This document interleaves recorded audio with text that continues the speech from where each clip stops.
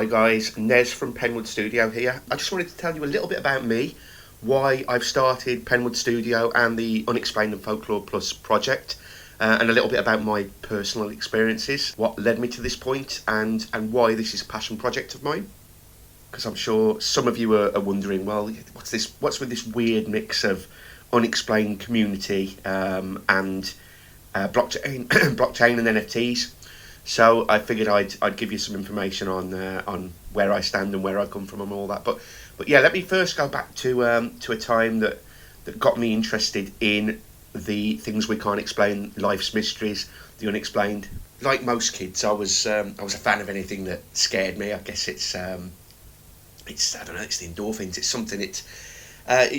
Growing up watching things like Ghostbusters on TV, and I became obsessed with Ghostbusters. I had the toys, loved the cartoon, but of course the movie on VHS was played over and over. And believe me when I say played over and over, it was unwatchable in parts later on. It was fuzzy because it got watched so much by me, my brother and my sister, I think. But I was especially keen on Ghostbusters. It was my big thing. There was a time when back at home, now we didn't have a massive amount of money growing up, and there was a time when we lived in a 2-bed house, and me, my brother and sister, I was the eldest, my brother in the middle, my younger sister, we all shared a room for a time. And I recall me and my brother, we were upstairs, and we heard the sound of somebody in the bathroom, which was literally just down the landing to the right hand side from the bedroom. And you instantly, it's my mum, it's my dad, it's maybe my little sister, somebody in there. I think we heard that, maybe the light switch and the toilet roll holder going round. Okay, and then we heard my parents downstairs and my sister's voice, and it dawns on you then that whoever's in that bathroom, it's not me and my brother, it's not my parents, it's not my sister, there's nobody else in the house who it could be. We had no idea what was going on there, and of course when you're a kid, it's just sheer terror. And I think I remember we were like going, you were literally like pretty much crying and grabbing each other and almost a cartoon sketch like. And we never found out what that was. Occasionally you'd hear creaks on the stairs. And it was a funny thing really, because that house, it was a new build. I think it was built in '82. So we were the only people who'd ever lived there. Yeah, strange. And there were other strange occurrences in that house. My dad once saw what he thought was a person on the landing, and intruder went to punch the intruder, ended up hitting the light switch. Whatever was there had gone on a couple of occasions. And I'll go into this in more detail when I speak to her next, because I want to get it right. But my mum saw figures, woke up in the night and saw a figure standing over the bed. And I believe my sister had a similar experience in the same bedroom. And yeah, so weird stuff happened. Now I know that the house was built on a former airport, a small airport. So, pretty much I found out recently where a section of the runway would have been. It would have at least run through by the back garden. So I suppose you never know what you're getting in a place like that. But after that, anyway, next experience wasn't ghosts as such, but it was certainly an unexplained phenomenon, and it was what you call possibly a UFO. And I think a lot of people in the street saw this at the time. Would have been 94, 95, 96, probably I'll say 95. And as kids we used to all play out, as you did in the 90s, in the street. We'd be on our bikes, we'd be playing football, out and about. Anyway, we got back to the street, it was dark, it was time to go in. So we finished playing in the street, group of us, and this object appeared just to the north of where we were. And it was, I can only describe it as a multicoloured light. It was like cycling through colours. And this thing, it could shift. It moved about. It was zooming about the sky. As far as we recall, no sound. And of course we all shouted our parents out. Those of us who lived in the street got our parents out. So our parents came out and saw the same thing. And this thing was just, over there, then over there, then sort of to the left, to the right, up, down, and eventually disappeared off. We must have saw it for, I don't know, probably felt like longer. I reckon it was probably about maybe 5 minutes or so. So yeah, and I wish it was a time when phone cameras were about. Of course, 95, you had no way of capturing it. We could have tried to get somebody with a proper video camera, old school video camera out to capture it. Yeah, it just wasn't going to happen. So yeah, this thing, it's there in the memory, and I'm hoping at some point. I mean, I remember it. I think at least one of my siblings, if not both, remember it.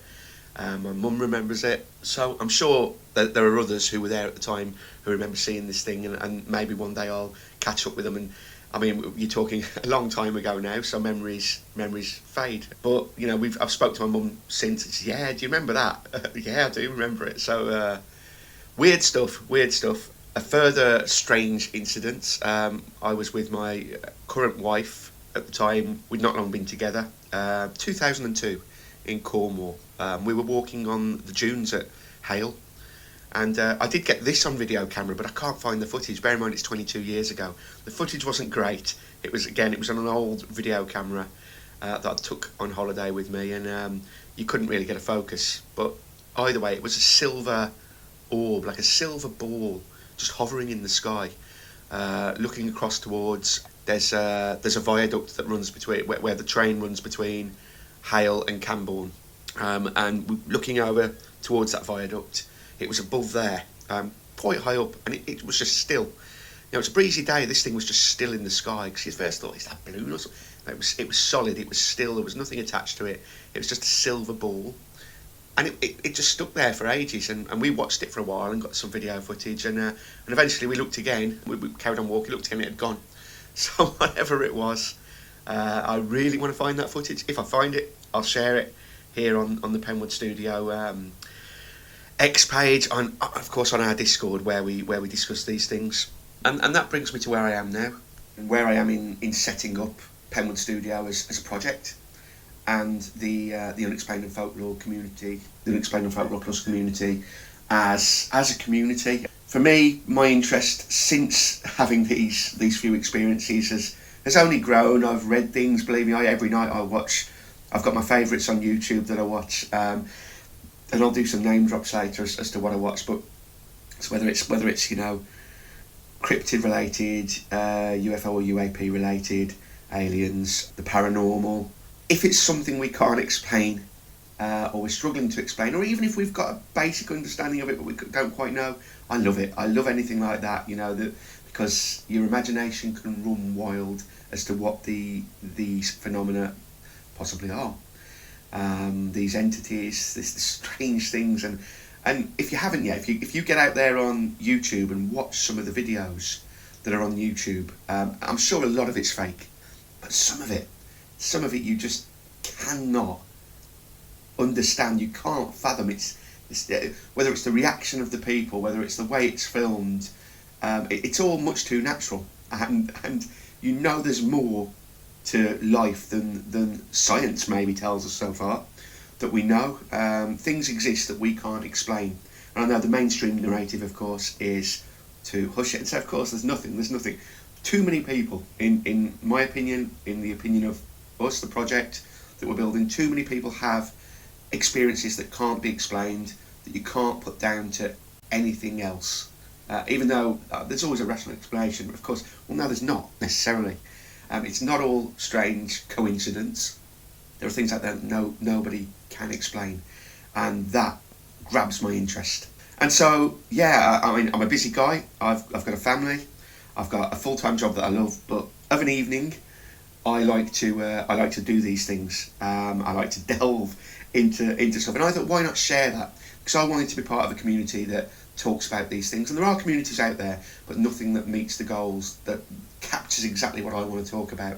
So I've set up the Discord for community, and the whole NFT thing, and blockchain.